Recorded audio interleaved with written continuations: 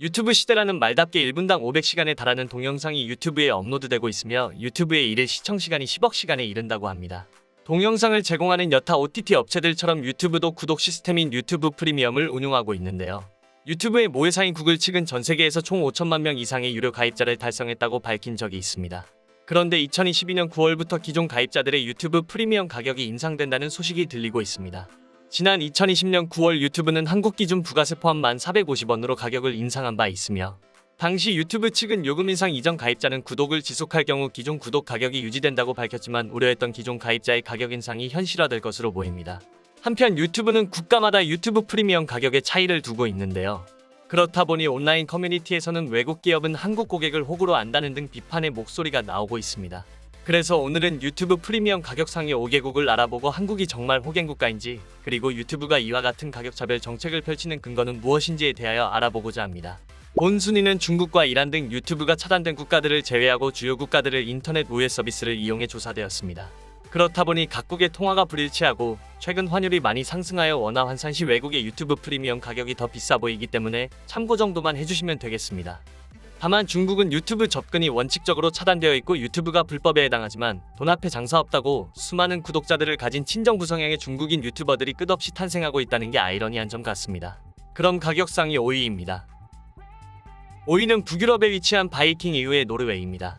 노르웨이의 유튜브 프리미엄 가격은 약 16,600원입니다. 노르웨이는 석유와 가스 산업 그리고 해운 및 해양 산업으로 먹고 살고 있으며 총 전력 발전량의 약 90%를 수력이 차지하는 친환경 에너지 산업이 발전한 국가입니다. 에너지 부국답게 생산 전력의 5분의 1을 수출하고 있고요.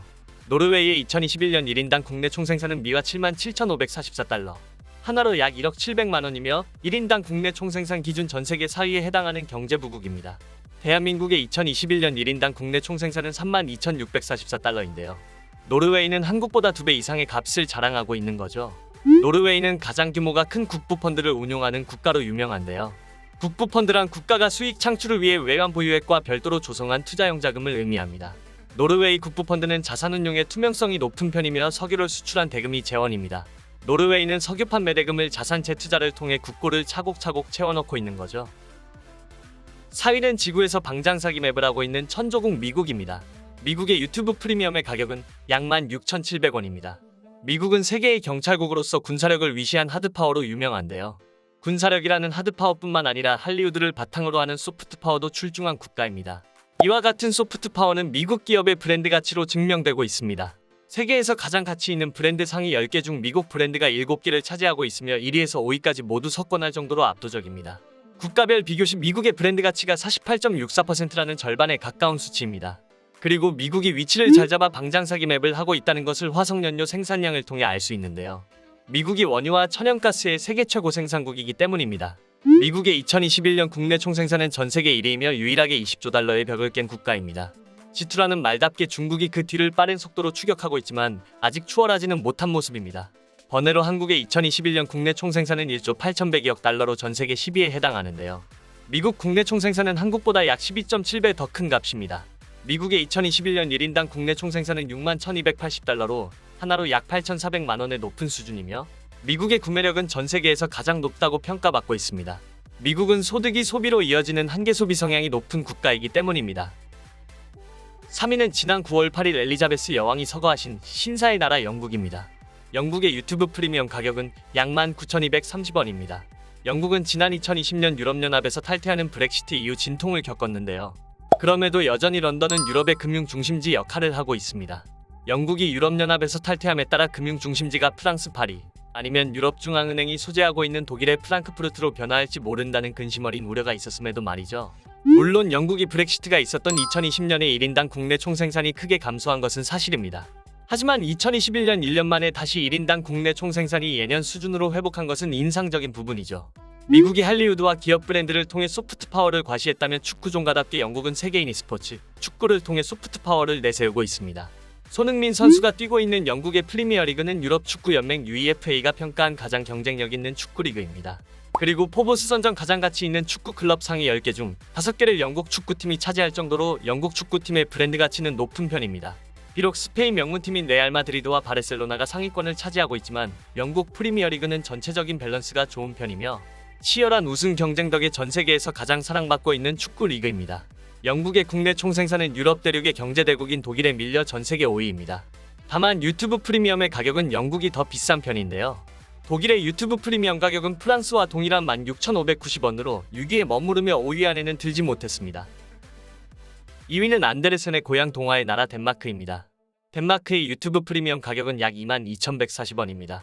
2위부터 2만원을 넘기 시작하는데요. 덴마크의 유튜브 프리미엄 가격이 경제 규모가 큰 영국보다 더 비싼 것이 의외일 수 있습니다.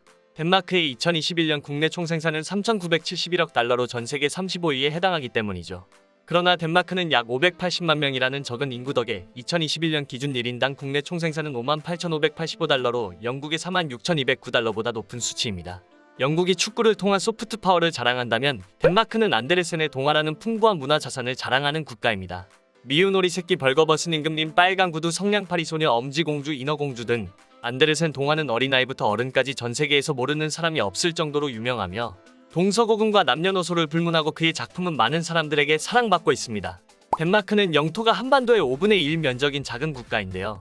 한국의 곡물 자급률이 20%에 불과하여 식량 안보가 위협받는 것과 달리 덴마크는 세계적인 농업 경쟁력으로 유명합니다. 다만 국내 총생산 중 농업이 차지하는 비율은 약 1% 정도이기 때문에 미국과 같은 대량 생산국과 비교하는 것은 조금 부끄러운 게 사실입니다. 또한 덴마크의 최대 기업은 당뇨병 치료제로 유명한 노보 노디스크로 농업회사가 아닌 제약회사입니다.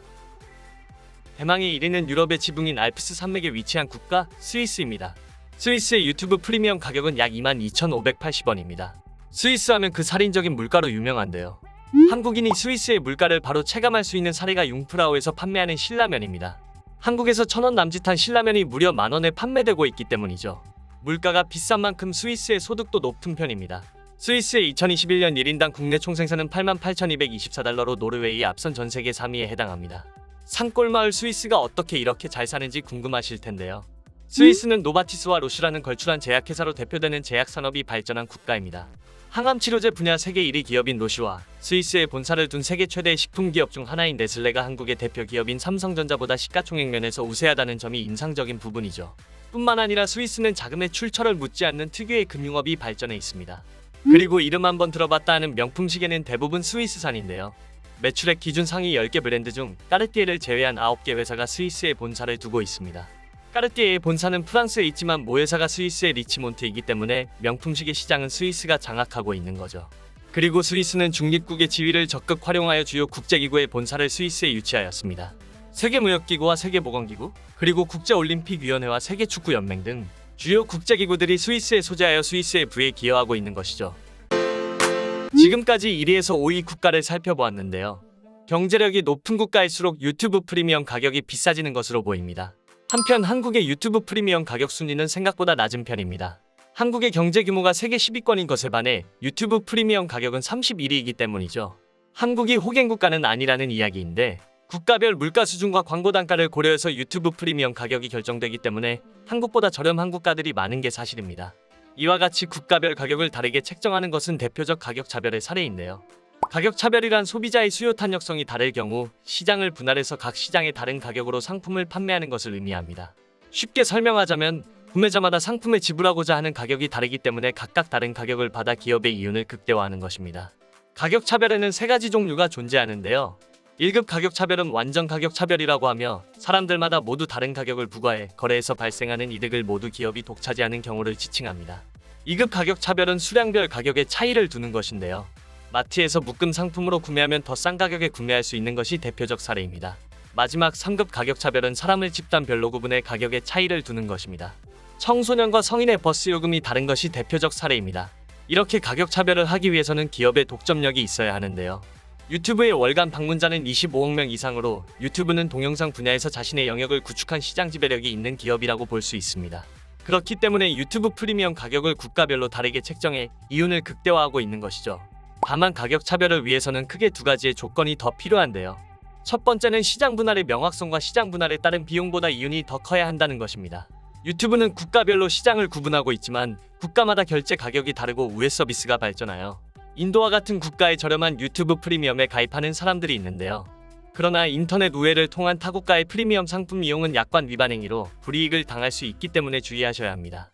두 번째는 구매자에 의한 재판매, 즉 구매자가 시장에서 상품을 구매하여 다른 시장에 다시 판매하는 것이 불가능해야 한다는 겁니다. 재판매가 가능하다면 저렴한 가격으로 중고를 구매할 테니까 말이죠. 최근 여러 명이 함께 사용할 수 있는 패밀리 상품의 구독 공유와 구독권 1일 단위 쪼개기 판매를 하는 기업이 등장해 이목을 끌었는데요. 1일 단위로 구독권을 구매하여 컨텐츠의 집중 소비를 바라는 수요자의 틈새를 공략한 것이죠. 그러나 OTT 업체들은 수익성 악화를 우려해 이와 같은 쪼개기 판매를 강력히 반발하고 있으며 이 또한 약관 위반 행위에 해당하기 때문에 주의하셔야 합니다. 네, 지금까지 유튜브 프리미엄 가격 상위 5개국과 가격 차별에 대하여 알아보았는데요. 결론을 내보면 유튜브는 동영상 분야에서 자신의 입지를 확보한 시장 지배력이 있는 기업이며 이에 따라 가격 인상과 가격 차별을 단행하고 있다고 보시면 될 것 같습니다. 오늘 준비된 영상은 여기까지고요. 다음번에 더 좋은 영상으로 찾아뵙겠습니다. 그럼 지금까지 세상 가치 있는 시간 지식 나침반이었습니다.